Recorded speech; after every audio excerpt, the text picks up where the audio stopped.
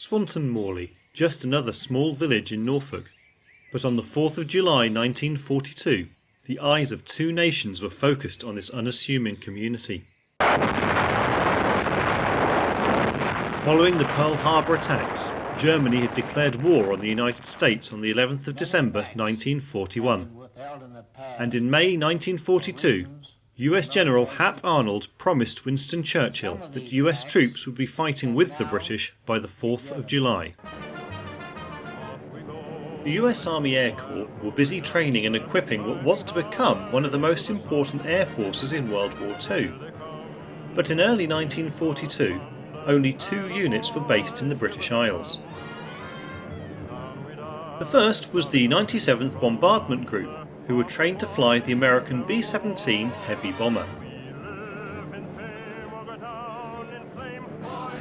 The second was the 15th Bombardment Group, who were trained to fly light bombers.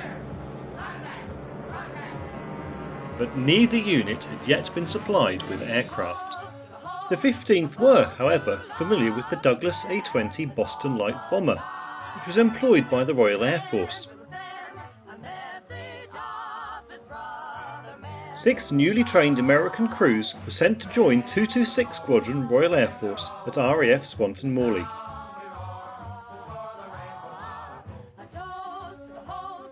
The mission briefing was given at 1800 hours on July the 3rd, with 12 Boston aircraft manned by British and American crews being selected for the operation.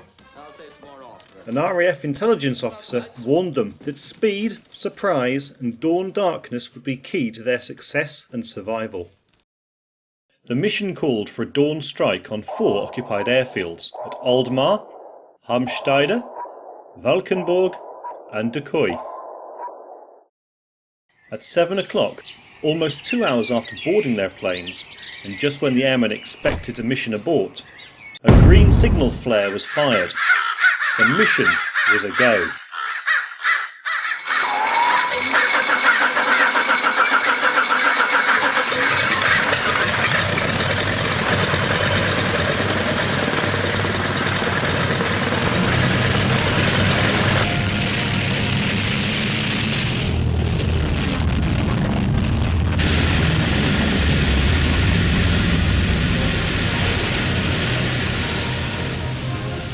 As they crossed the North Sea, the squadron split into their 4 flights. Hello, Skipper. Hello, Navigator. Half a minute to go. Okay. Steady. Steady. Not as those flights of fighter players, Skipper. Yeah, leave on. Okay, boys, okay. Okay, keep weaving. The Germans were caught totally unprepared. Although no bombs were dropped, the flight strafed the airfield.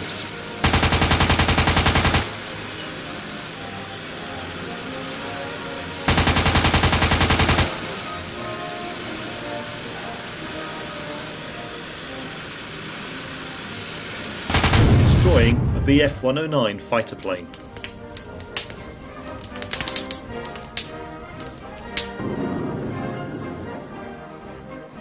The Luftwaffe troops at Harmsteide were equally unaware of the approaching Allied attack, with their aircrew standing on parade as the bombing and strafing runs began.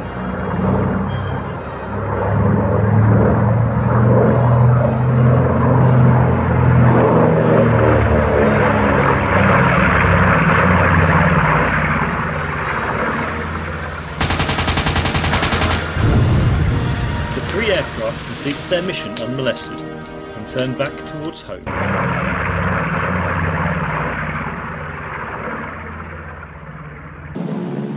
A German coastal patrol ship spotted the formation of Bostons and radioed the Luftwaffe defences. This time the Allies would not have surprise on their side.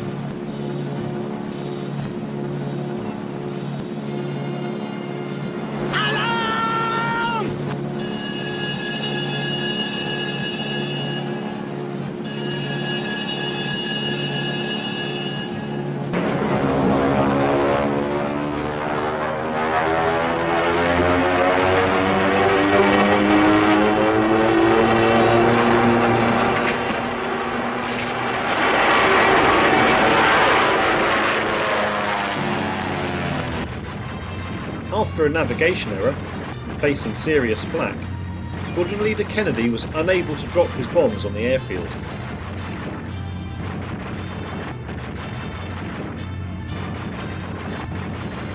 The USAAC crude P for Pip was hit by flak north of the airfield and crashed onto a beach, killing all on board except Bombardier Lieutenant Draper.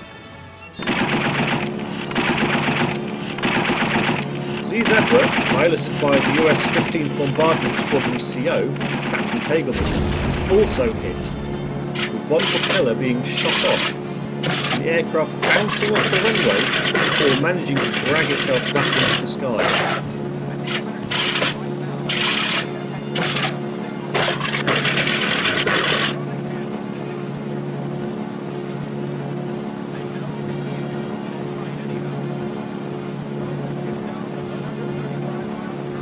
After strafing one of the flak towers, Kegelman turned his damaged bomber towards home.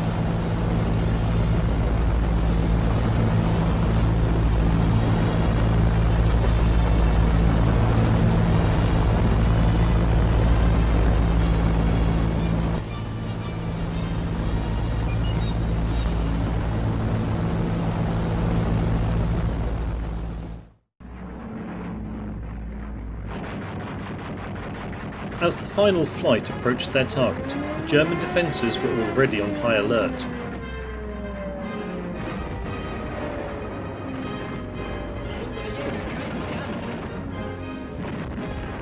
Concentrated flak tore at 3 Bostons, and US Air Corps 2nd Lieutenant Lynn's aircraft was quickly spotted out of the sky, killing all on board.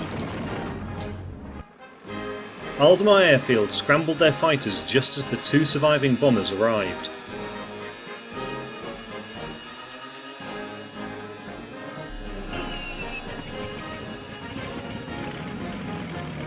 "24-year-old Unteroffizier Irving Kurtz was killed while trying to get airborne in his Bf-109, having not even had time to get dressed before racing for his plane.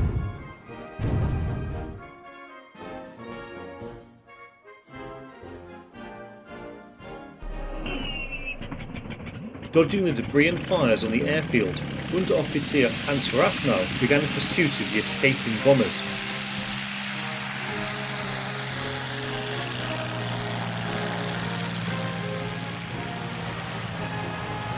He quickly located the damaged Boston being flown by Royal Air Force Pilot Officer Henning. Already badly damaged, Henning stood no chance, and he and his crew were lost. By 9 o'clock, the surviving aircraft were landing at Swanson Morley.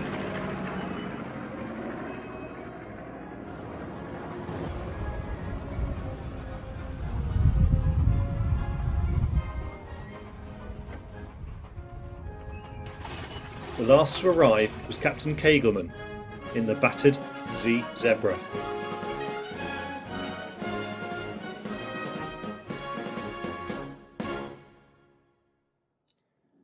Despite the bravery of the crews, and some limited success, the loss of 11 men and 3 aircraft was considered unacceptable to General Eisenhower, who'd observed the mission from the Swanson Morley Watch Office with British Prime Minister Winston Churchill.